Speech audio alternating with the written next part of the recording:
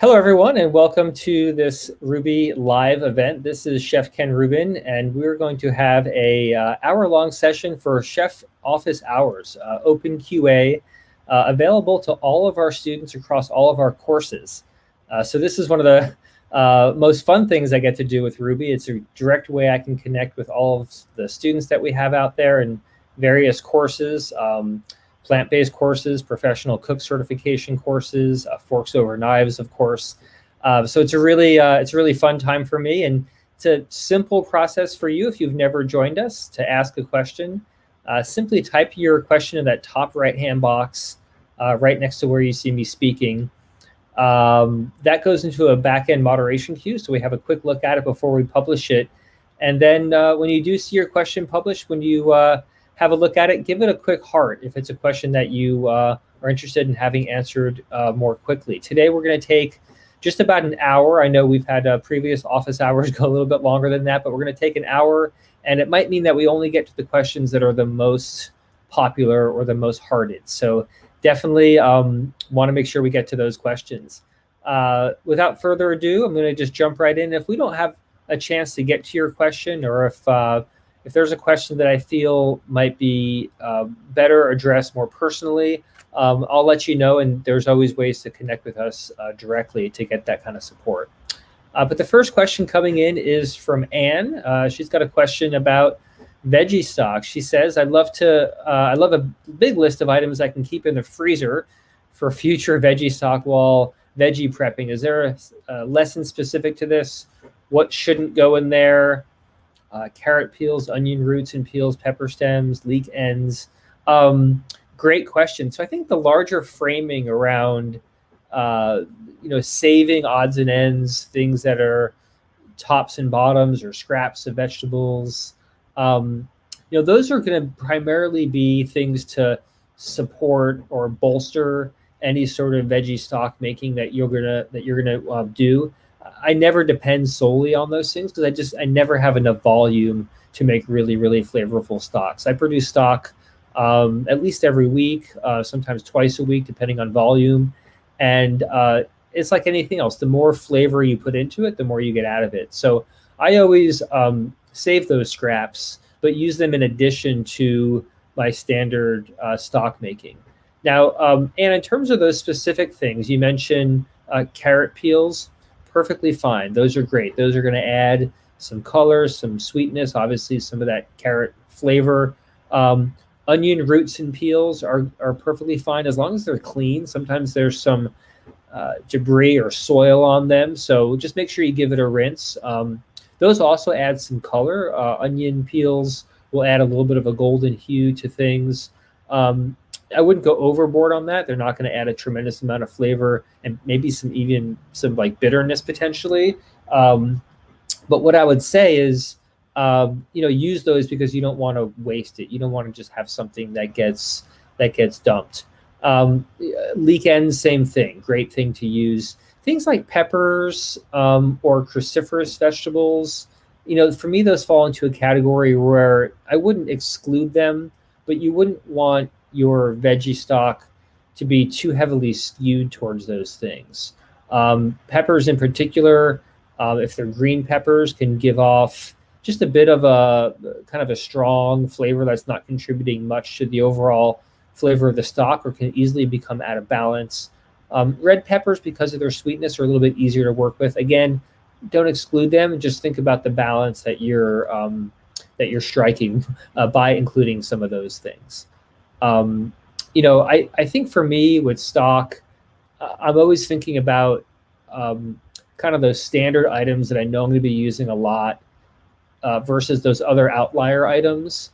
And sometimes if I don't want to make a decision, I'll just keep those separate. So I know I have a bag of like all the safe things, like you said, leek tops, carrot peels, onion tops and such, and then a bag of some other things that, great, if I have a good application, I'll use it because I don't want to waste food. But if it's something that doesn't work out, that's okay too.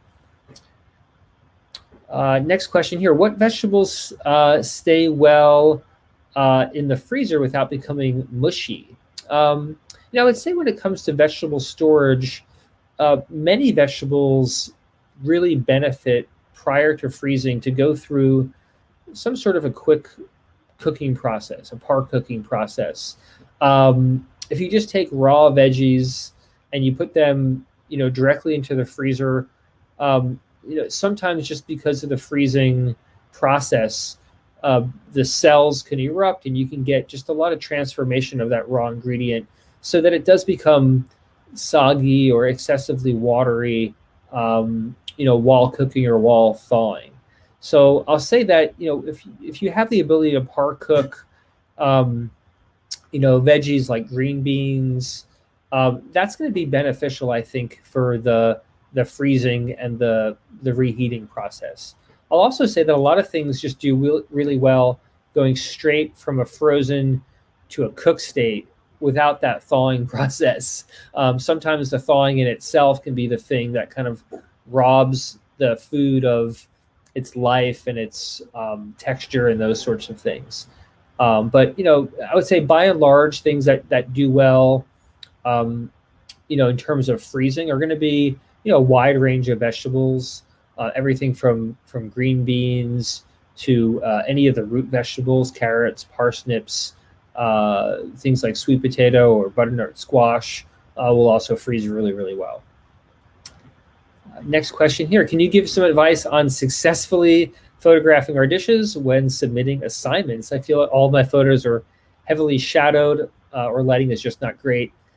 So Lindsay, I would say that the number one thing that supports students with their photography is that lighting component. A lot of students find great success if they have a window with natural light to use that window, whether it's a window in the dining room or if it's next to a kitchen window or some space.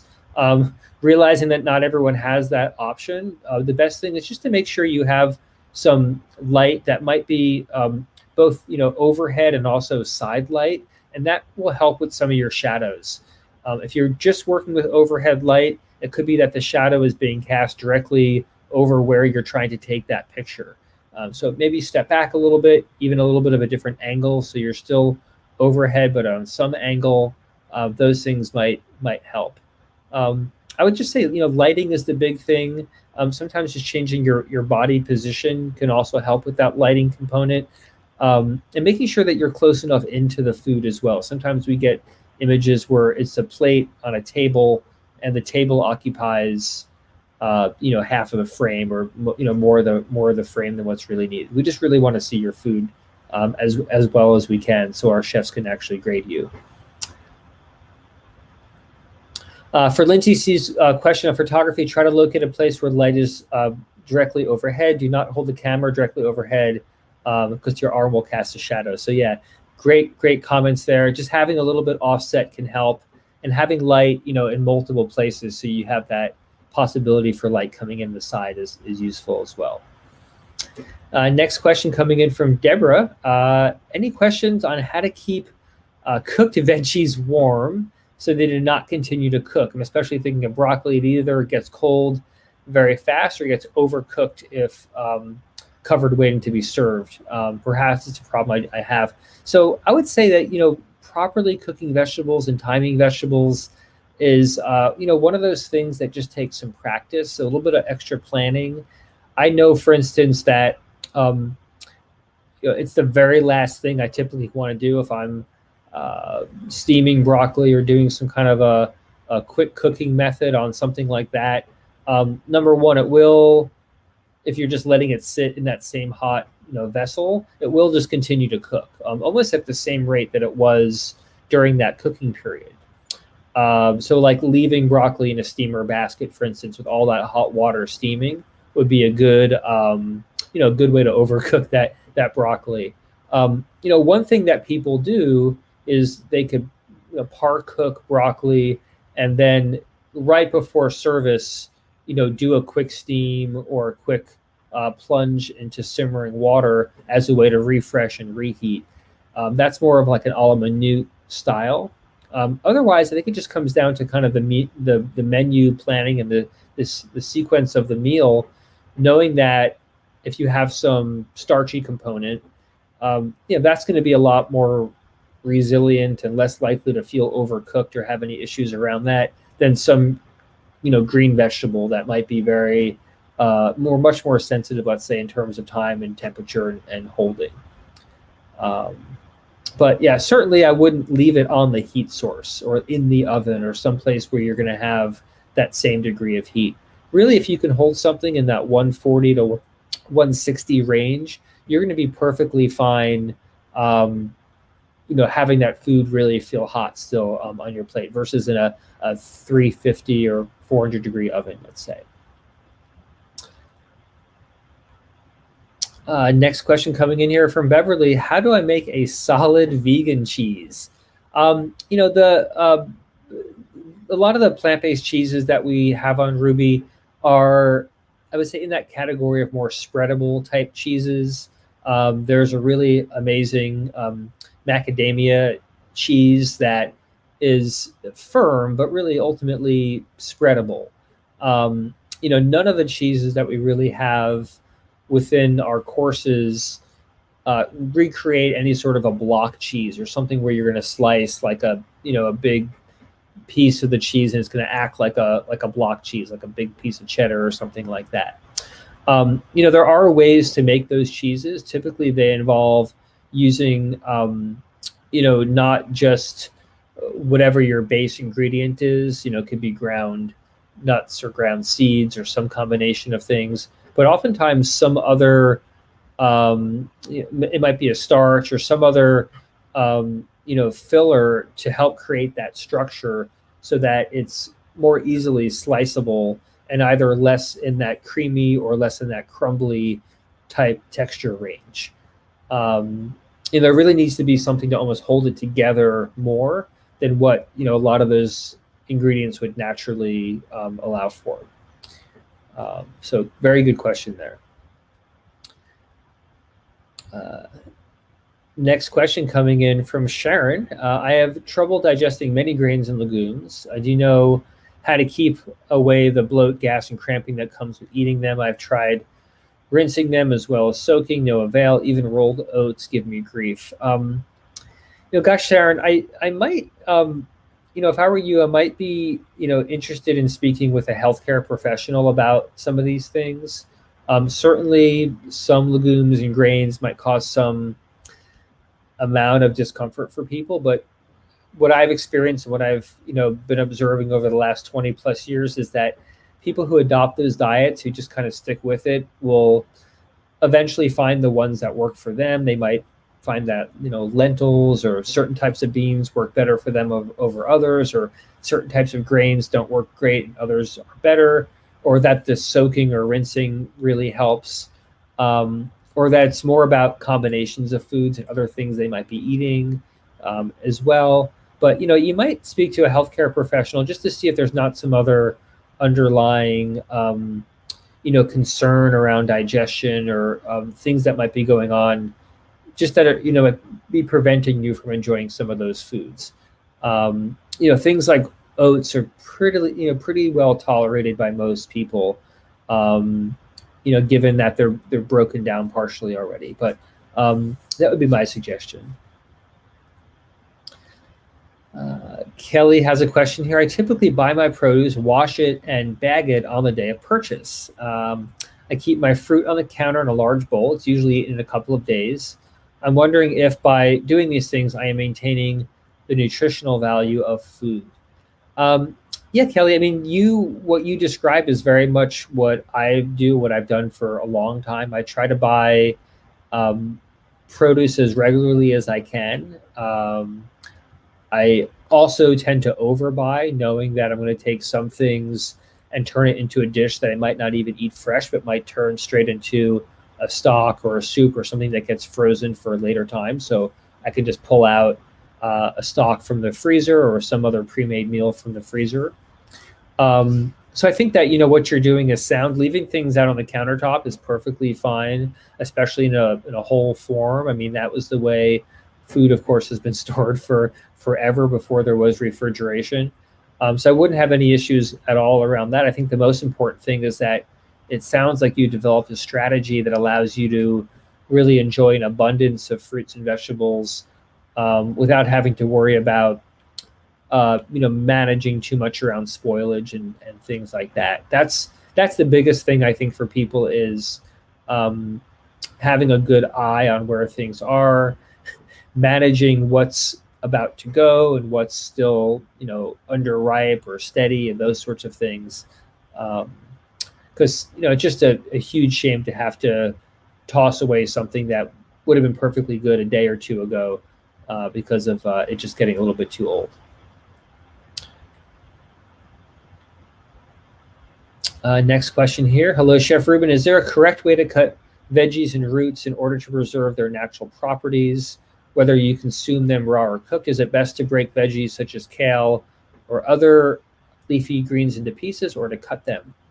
In terms of the nutritional value, they're not going to change the nutrition whether you're breaking it with your hands or fingers, or whether it's a knife that's doing that work for you. Certainly some kinds of knives, especially knives that are untreated steel, carbon steel, when you cut veggies could create some oxidation along those cut lines. So not really a big deal, especially if you're cutting and cooking quickly. But otherwise, there's no difference in terms of the nutrition. I would say as much as you can, balancing the realities of pre-prep and pre-cutting things along with maintaining the integrity of vegetables. For me, that's the real key. So I try to always do what advanced work I can without having those veggies, cut into small pieces and sitting around in the fridge for more than just about a day or so, because I want to make sure that they're not drying out, they're not oxidizing, that they're maintaining all their freshness and flavor and everything else. But hopefully that helps. Next question is about cutting boards. Does it matter if my cutting board is plastic or wooden? I'm currently enrolled in a plant-based cooking course. Thank you so much, Sarah. So it actually doesn't matter. I would say there's three best options or good options for cutting boards. One is going to be a food grade plastic cutting board that you see used in kitchens everywhere, right? They're very inexpensive. They're easy to clean and sanitize. They do have a shelf life, and they do require replacement over time, or at least a refinishing over time, because over time your knife will cut, into it and change the contour of that board. You can also look at some other poly type boards that are not plastic, but usually kind of a composite compound that's a little bit harder than plastic. And a lot of these boards are not white, but they have some other color to them. Even sometimes have like a wood-like appearance. Bamboo is sometimes the base of some of those boards as well. And then the third category is some sort of a natural board, whether it's just a straight hardwood cutting board or a bamboo board or some other board. All three of them work really well. The wooden boards have a great natural feel on your knife. They also require a little bit of extra maintenance, making sure that they're kept clean and kept dry in particular. You don't want to have wooden cutting boards soaking in water, being overly wet for too long a period of time. All those things will cause splitting and warping and those sorts of things. But I have wooden cutting boards I've been using and maintaining for close to 20 years. They're great. You just have to take that extra step to maintain them. The other boards, the poly boards or the food grade plastic boards, are also great, but again have a certain shelf life to them.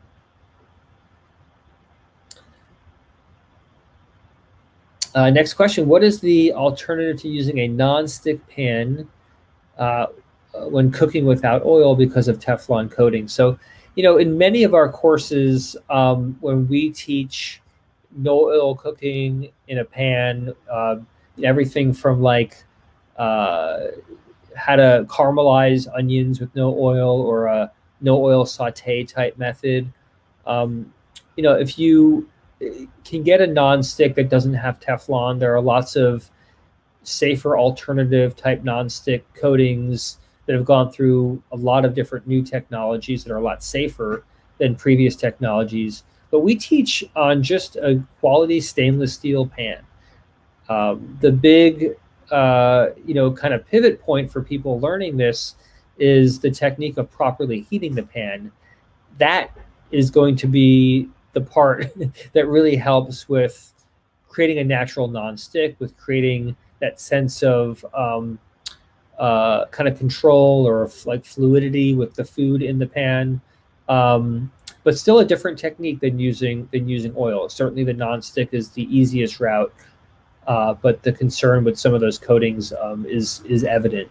Now, what I'll say again with some of those other types of pans is even the ones that are new and a way big improvement on the old Teflon, even those, despite any claims I've ever seen that you could use them forever or put them in your dishwasher or use metal on them or whatever, I treat all those coated pans as somewhat disposable or time sensitive. They definitely have a life that's not indefinite like a stainless steel pan would have, even if you treat them well. So that's just been my experience. So I always think about those pans, and I'll use those types of nonstick pans from time to time. But I know that those pans have a limited life to them. So hopefully that's helpful. Mary has a question here. I have chronic tendonitis in my wrists, and so cutting onions the way Ruby video teaches is very difficult for me. Is there another efficient way to cut onions? Well, gosh, many ways to cut onions. We certainly don't want you to do it in a way that aggravates your tendonitis or makes your wrist hurt or anything like that. There's a few ways when you're learning to cut onions, depending on the size of the onion and the size of your knife. You could definitely look at a few other methods where you're not employing sort of the up-down hatch technique, but more of a fluid motion. I would also just say, find a method, even if it's a slow-going method, that maintains safety. I'd never want you to choose another method that feels comfortable but might not be as safe in terms of how you're holding your food or the ability for the food to be well anchored and those sorts of things. But could be if the onion's too big, you're having to do a lot of lifting with the end of the knife. Could be that if your knife is very heavy, that you might consider a more lightweight chef knife. I know that many of the standard brands you might see are in that European chef knife model, and some Japanese style knives, for instance, might be just a little bit lighter and over time have a little bit of an easier impact on your wrists. Next question coming in here. What do you think about ceramic cookware? What are the cooking methods they're good for? And is there a way to remove stains from them in the internal side where you place and cook the food apart from soap and water? Untreated ceramic cookware is a great way to cook. It is reactive and will create some internal staining and things like that. It's one of these things where it requires a lot of attention. I've done a lot of cooking of beans and things in ceramic pots. It just really depends on the specific vessel and what you're cooking in there. Typically, I would avoid using too much soap. I'd really try to just use whatever physical abrasion or kind of cleaning with hot water. I only caution against soap because the ceramic can sometimes be a little bit porous and actually take on some of those flavors and things. So just one more comment there about that. It could be a very, very effective way to cook from a heat retention perspective. So that's one of the things to note there as well. Question: do you have a recommendation for a knife sharpener? I am pretty old-fashioned when it comes to knife sharpeners. I've always used a two-sided or a three-sided stone, and kind of followed along and just been almost like meditative around the knife in that sense. But starting at a very coarse grit, I think it's a 600 or an 800 for the knives that need it. moving up to about 1,000, and then doing a finer at about a 4,000 grit. I also have an electric knife sharpener, which works very, very well. It makes a horrible sound when you pull a knife through, but works very, very well. I would caution against using them unless you're very mindful and patient, because those electric knife sharpeners, they can ruin your knife if you're not careful. If you sharpen too many times on one side and you get disproportionate, or you go and you're not sharpening evenly across the length of the blade, some things like that. So I wouldn't want anyone to go down that road and think it's going to do it for you. You still have to exercise some caution when you're using it. The simplest thing is just a two-sided stone with kind of a coarse and a fine, fairly inexpensive. There are also pull-through knife type sharpeners that are fairly easy to use on the market. So you've got some options. I would say if your knives, Warren, are really in a very dull state and they haven't been properly sharpened in some time, a lot of people do find it's a good investment. It's typically maybe $20 or $30 to get a few knives done, to have it professionally done at a cutlery shop. So they really get a good edge on it and kind of set you moving forward, so you can continue to sharpen and hone for the future. A lot of people who are picking up cooking again might be going into a knife drawer and using a really old knife that hasn't had a proper sharpening, in some cases in many years. So it might need a little extra work to get it to the point where it's going to be maintained over time. Kathy has a question here about shopping lists. Having difficulty figuring out what to put on the shopping list based on the lessons. Is there a way to see all the ingredients in each unit without going into each lesson and reading through before actually doing the lesson? So Kathy, this is a question we talk to our students about fairly regularly. It's just one of those trade-offs that we have with Ruby. Since we're not dictating or mandating what to cook and when to cook it, we can't really give you a list of things to go by. So you'll notice that in all of our activities, we'll say, cook this or something similar. We're not telling you to cook just this one thing. So because of that, we can't really give you a list. We have just too many variables and too many things that can change. So it's part of why we flag and say, hey, any activity that's going to be graded that requires cooking is going to have that little pencil icon next to it. You can also find it in your dashboard, anything that has a grade.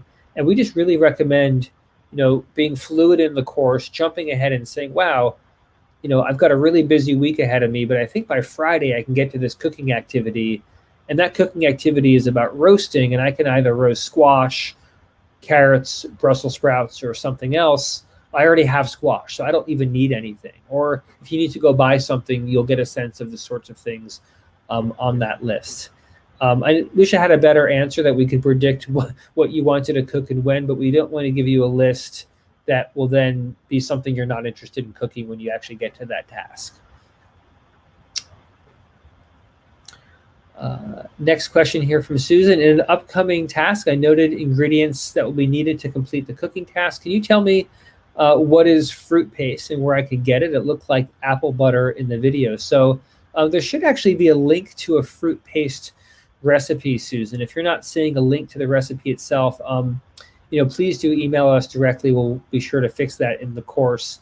Fruit paste is essentially a thick fruit-based paste that is a sweetener. The one that you're probably referring to that looks like kind of this apple butter, this dark kind of color, is likely the date paste. And the same standard rules apply for making fruit paste. You're essentially taking dehydrated or dried fruit. So I like using dates. I like using dried apples, apricots, dried pears. Those are all great to use.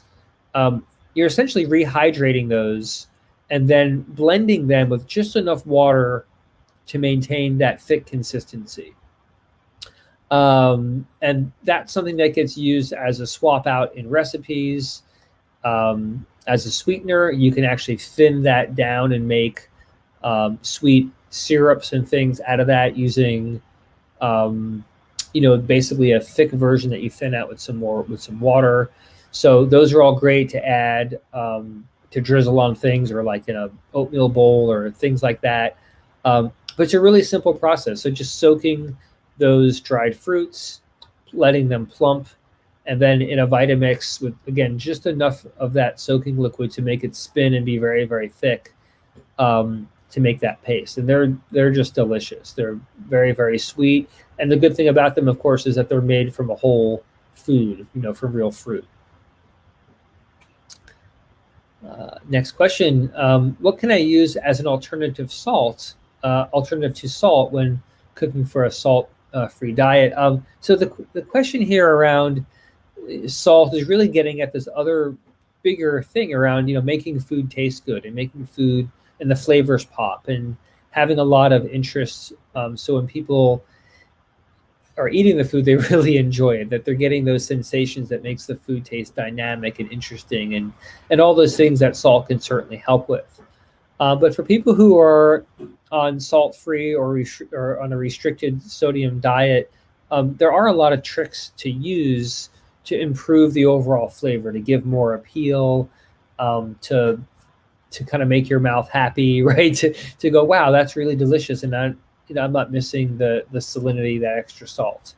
A few things that kind of initially jump to mind are just increasing those primary sources of flavor to start with. So whatever it is you're going for flavor-wise, if you want something to be sour or pungent or spicy or taste like, country herbs or whatever, add more of those primary ingredients. Add more of the thing that would make it taste that way in the first place. So kind of bump it up. The other thing to do is think about acidity. I find that adding acidity to many foods, especially as a topical finishing, creates a lot of interest in food. And also, just, when you put it in your mouth and you have that acidity, that brightness, that freshness, it actually does help to activate your kind of, salivary glands. It gets your, it kind of gets your mouth ready to really enjoy that food. Salt does something similar, where it sort of just helps your mouth get ready to eat, and chew and, kind of enjoy the food. So, those are the first two things, bump up the core flavor. And then I use acid a lot as a way to help trick that need for kind of that salty hit. Next question here from Carol. Hello, I'm interested in learning about selling plant-based meals, primarily organic, as a home business. Unfortunately, the ingredients are so expensive, I don't see any room for profit. Do you have any insight to help me figure it out? Well, Carol, you're making the astute observation that it's hard to make a lot of money selling food and in that kind of retail food business. You need to have a lot of volume to make those businesses make sense in most cases. Because of the high price of food, because food it's perishable, not just on the input side in terms of raw ingredients, but also on the output side when you produce that meal. That's also perishable. I mean, whether it's refrigerated or frozen, it has a certain shelf life to it. So all those things make it challenging, not to mention quality ingredients, organic ingredients, local ingredients. They cost more than commodity foods and foods that are highly subsidized. So I think that, number one, you're making just a really good observation that it's tough. And hopefully it gives everyone some empathy and some of the issues of why, certain things would cost what it costs, even though it, you seem like it's just some vegetables. Why would it cost that much? Ways to make it work. Let's just, kind of get to what's possible. Ways to make it work is to really look at your overall expenses as a business, and finding out where those break-even parts are, where you can say, great, here's my space, here's what it costs me to operate. If it's strictly at home, there's health things and other things you're going to want to work through. If it's a space that you're renting and have some small production, what's possible in that space? What are you able to produce in that space? How much do you have to produce and sell to get to a point where you see the number, and that's a number that makes you happy, right?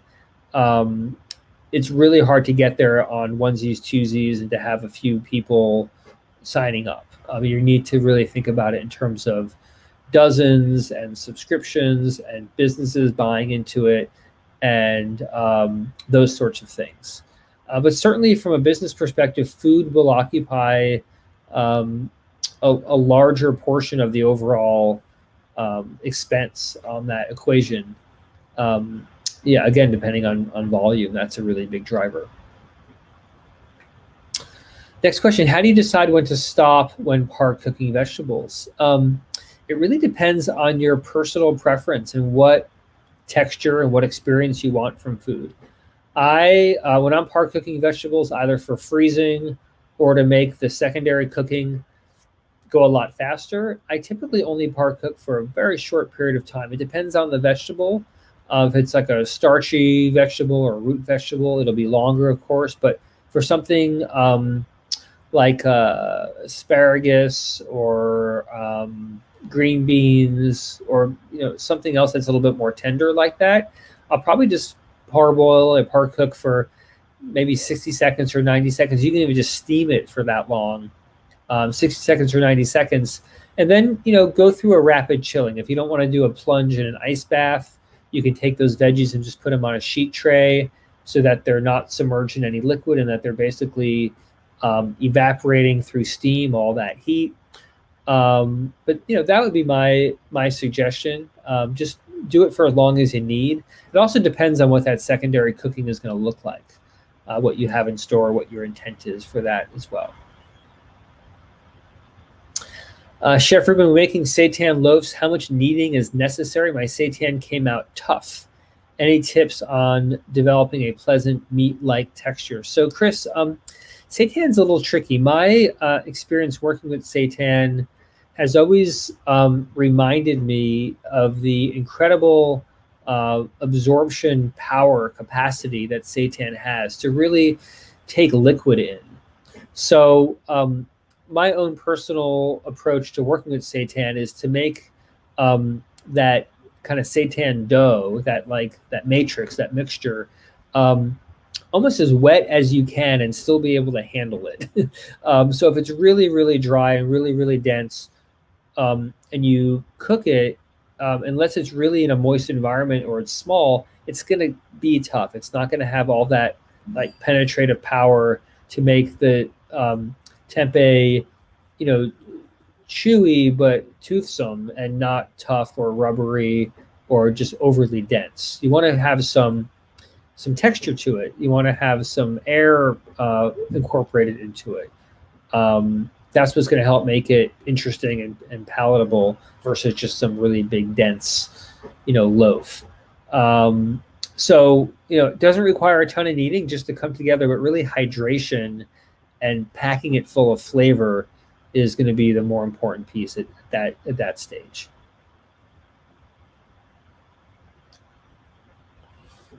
Hi there. I'm wondering what brand nonstick is used in the video lesson for omelets. My pans are not behaving. They're old, and I'd like to invest in something I'll enjoy cooking in.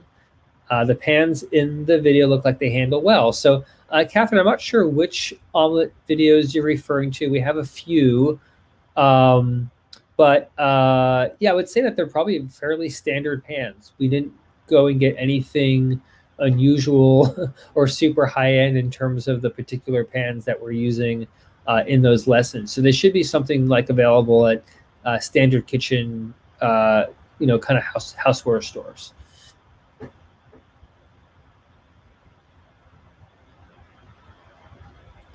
Next question here. Hi, Chef. I'm having a problem keeping my cut herbs in good condition. I buy from the farmer's market mostly. Usually snip the bottoms and put in water in the fridge, but the next day they're super wilted and sad looking, especially the cilantro. Any advice? Oh gosh, it could be that your refrigerator is a little bit cold. Oftentimes will put my herbs very much in a similar way that you're describing. Um, if it's cilantro or Italian parsley, if I'm buying those things, I'll snip the bottom, I'll put it in a small container upright with a small amount of water on the bottom. But then I'll oftentimes just take a clean cloth towel and just loosely wrap it around. I find that if your refrigerator is blowing a lot of cold air, if it's recirculating a lot, if it's just too cold even, it can really damage those leaves. So I like to keep direct fan and direct circulation off those leaves if I can. I find that a loose wrap with a towel or covering it with a baggie, even as like a little bit of a tent, can help some of those things. Yeah, I would say if the herbs are not tremendously fresh to start with, that might be an issue, but that sounds like it's probably not your issue if you're getting it from the farmer's market. So hopefully that helps. What size and shape of cutting board is best for the vegan, whole food, plant-based home cook? No worry of meat cross-contamination. And how do you care for a wooden cutting board? I would say don't buy one cutting board, buy a few cutting boards. One of my pet peeves in kitchens, when I've worked in kitchens, mostly in home kitchens, not really in restaurants, but and of course pre-pandemic, is going into someone's home and that they have one cutting board that they're working with. So if there's more than one person cutting, well, you can't. And if there's something on the board, you might need to wash the board in between that and cutting something else. So let's just eliminate all that silliness and have lots of cutting board options. I think it's good to have 3 or 4 cutting boards of multiple sizes, some just for that quick job, garnishing something right before service. You don't need a huge cutting board just to do a lemon and some parsley, right? Just take out a little 1x1 square board. But most of the time I like operating on a fairly large board. I use a white plastic poly board for a lot of my work. I think it's a 20 by 36 or something like that. It's fairly big. It occupies a big chunk of my counter. But there's smaller boards you can buy for sure. But more than the size and the shape, I would just say get more than one so that you have options and you don't have to be dependent on having that board clean or empty to do the job of cutting.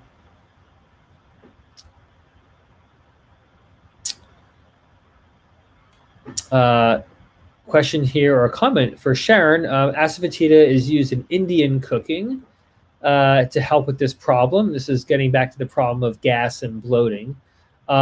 It is a gum of some sort in original form, but I find it in a powder called hing.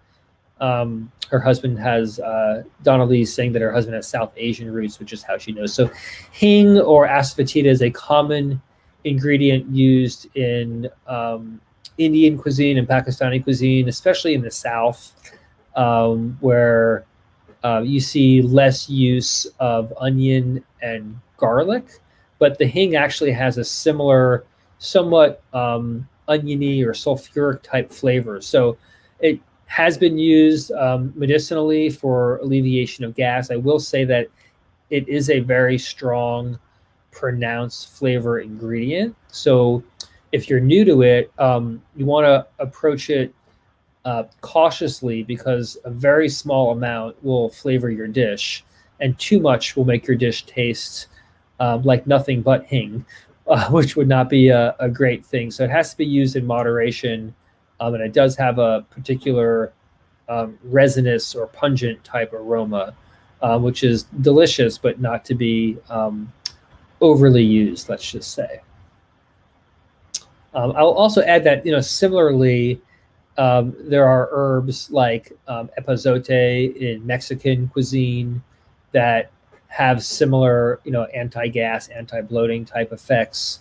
And even things like fennel seed historically have been used for such things. But I think, just to get back to Sharon's initial inquiry, I think that, it's good to check with a healthcare practitioner to see if there isn't anything underlying around digestion of those sorts of whole grains and legumes and things more generally. Next question here. What's the best way to store fresh herbs like basil, cilantro? So we just went through some of this. I would say that, wrapped and, in a terry cloth or a fine cloth and in its own little container, own little bubble is a good thing. So sometimes I'll put loosely wrapped basil in a container in the fridge, again, to keep that direct airflow on it. Otherwise, keeping it upright in a container with a small amount of water and also protected is a really good way to go. Oftentimes I won't even refrigerate those things if I plan on using it within the next day or two, because it's perfectly fine being out on the counter as long as it has enough water to draw from.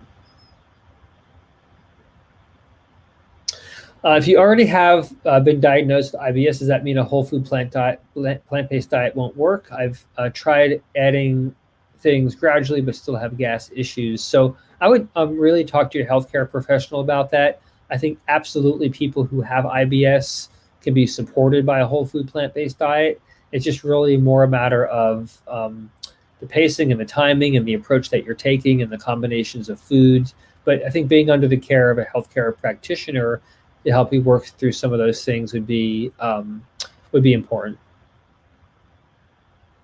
Next question here: what knife brand do you recommend? The cheap ones don't last that long. Yeah, knives are one of those things that I don't think you have to spend a lot of money, but there's a certain threshold that you'll hit where you're making an investment, and if that knife is treated well, you can have that knife for the rest of your life. I, in fact, still use a knife that I received as a gift as a child, 30 years ago. So it is totally feasible to have a knife and to maintain it really forever. Of course, as you sharpen, as you use it, it's going to wear down over time, but there's no reason why you couldn't use it for many, many, many years. In terms of brands, I don't recommend brands for knives. I have and use many different brands. I would say that for most people, getting a good knife, even from a big box store like a Target or something similar, is going to be sufficient. So just something that you can maintain and sharpen and hone over time. Knives these days have gotten to be really, really good. A knife that used to cost $100 is now available for half that. So no barriers to that. I think it's one of those things that you invest, and it's going to make your cooking a lot better. That's the one thing that I would definitely say small investment makes sense. You don't have to go and buy a knife that's worth hundreds of dollars or go buy a fancy knife kit, but a few good knives definitely worth the small investment. Kelly has a question here. What kind of appliances, such as Vitamix, food blender, do you think are essential for every kitchen? Oh gosh, I'm not a huge appliance person. I do use appliances, but I'm also just a big fan of hand cutting and processing and cooking. Before there were machines with plugs, people do that. There's lots of great hand tools out there, but I do love my Vitamix. I have been using Vitamixes for 20 plus years with great success. I think they're a great tool. I also have used other similar brands of high-speed blenders, also with great success. I'll say that one of my other kitchen go-tos is a Cuisinart food processor or something similar.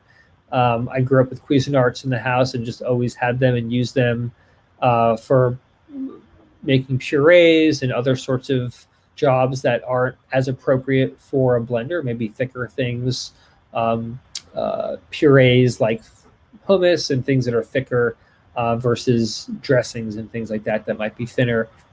In terms of other tools, I would say the food processor, the high-speed blender, those are probably among my top two. Other people love having a juicer or a dehydrator. A multi-cooker that includes a pressure cooker is also a really great tool.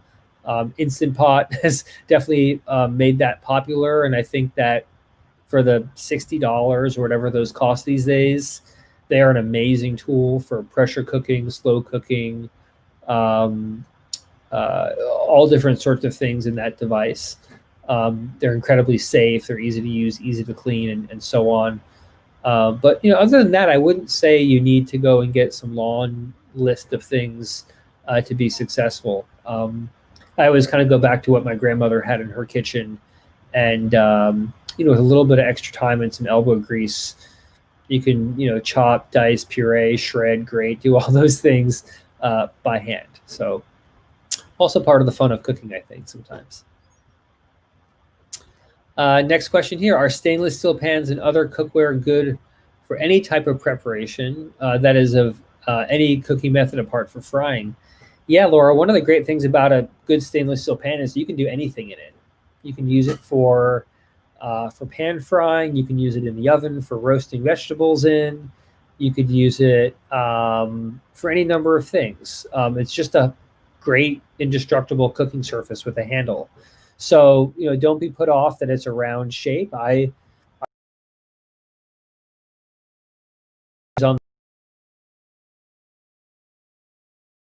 have oven roasted veggies faster because you started it on the stove. You gave it that direct heat on the bottom. So I think that, using a stainless steel pan in that way is incredibly liberating, knowing that you can use it for really a wide variety of applications. It's one of the reasons why we always talk about that style of pan versus something with a plastic handle that you can't pop in the oven, or something that might even be really heat sensitive where you only can use it at medium heats and things like that. So Sherry asks, would you recommend to have a set of kitchen equipment that is solely dedicated to plant-based cooking? If yes, what are these equipment? Thank you. Yeah, I would say, if you're living a complete plant-based lifestyle, that's just what your equipment will be used for. But a lot of equipment, for good reason, can be applied to anything. So pots and pans, the processing method.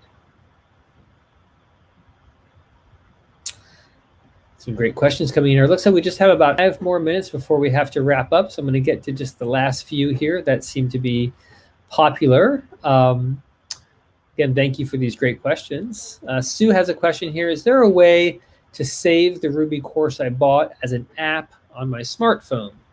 Presently, I keep going back to search my welcome email and clicking. The easiest thing to do is just bookmark that link. And that way you don't have to go back to the email. So if you just make that link one of your favorites or a bookmark, that's probably the easiest thing to do.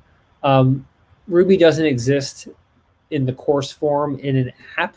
That's a different technology that's kind of used by your phone or by your computer in a much different way than the way the web, the open web would display the Rouxbe course experience. So that'd be my suggestion is, just bookmark that link, and that way you can go to it without your email first.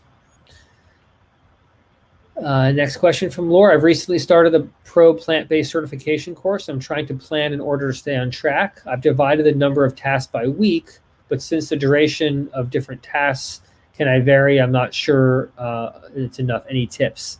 Yeah, I would say it's good to look at the total number of tasks. It's also good just to look ahead and see what activities you have that are coming up on your list that are accessible activities. So in other words, anything that counts for a grade that's coming up, you might want to, especially if it involves cooking, you're going to want to prepare and build your list and kind of plan accordingly. There's a few units in particular, if you just do a quick scan of the course, a few units in particular that we're going to ask more from you in terms of the number of cooking activities or number of things that you might have to turn in for an evaluation.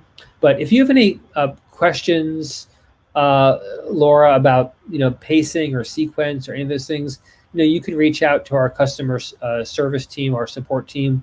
Would love to help you. We've worked with many hundreds of students with similar questions. Oftentimes it just means you're going to jump ahead a little bit and kind of look and see what the next few weeks hold for you in terms of those more time-intensive activities. Next question here from Larry. Hello, Chef Ken. What are the concerns regarding cooking rice in bulk? When cooking more than needed, are required to spread the leftovers flat to cool quickly, then package for the fridge? Why is that? So, I would say if you're cooking large amounts of rice, this is kind of on the institutional side, the large food service side, you're producing 20, 50, 100 servings. Rice rapidly becomes an issue of safety consideration. There are certain foodborne illnesses, one called Bacillus cereus in particular, that loves to grow in warm, starchy environments, perfect like what rice would be. So if you cook some large batch of rice, say you have a pot that holds 6 gallons of cooked rice, leaving it in that vessel to cool would take many, many hours. And by the time the inside was cool, you'd be in a kind of potentially hazardous situation in terms of the time and temperature. So the technique of removing the rice from that large vessel, putting it onto sheet trays or hotel trays so you create just a lot more surface area so that it can evaporate and cool, is the proper method. Once you have it cooled, then of course you want to make sure you transfer it back into a container where it can be in any form, but that's in a cold form. So it's really about the amount of time it takes to cool something like all that rice. And that would apply to other things as well. Polenta, huge batches of veggies that you wouldn't want to just cool in a big vat. You want to flatten them out and make them as dispersed as possible so you get all that cooling potential. Last question here is a question about animal protein and brining meat. This is from Mina. I have a question about brining. Can you freeze brined meat? Also, can you over brine? The answer on that is yes to both. You can freeze meat that has been brined. So if you were to make a brining solution, say for some sort of a meat product, typically brining meat is going to be at that 5-6%, maybe a little bit higher depending on the product. You can remove it and then freeze it. You can also over brine very easily. So there are good ratios and kind of amounts of time that would work for different types of animal protein. So larger, denser cuts would require more time, perhaps more higher degree of salinity in the brine compared to a very small or very delicate cut. Everything from like, say, a shrimp or a scallop being like a light brine for 20, 30, 40 minutes, all the way up to something like a very large cut of meat that might be a full day brine at a higher percentage solution. You can, of course, also brine vegetables, which is delicious. It's a great way to kind of build in flavor for unique vegetable type cookery. But those are some of the tips in terms of animal protein. That looks like it does it for today. Just wanted to thank all of you for joining. Had some really great questions. If we couldn't get to your question, please do reach out to us and we'd be happy to have a look at it offline, or it might be something you can ask in the Q&A portion of the course. If it's something that's support related, about the timing of the course or getting in, you can also reach out directly to our customer service team and they'd be happy to help. Until next time, we look forward to seeing you in class, and happy cooking. Take care.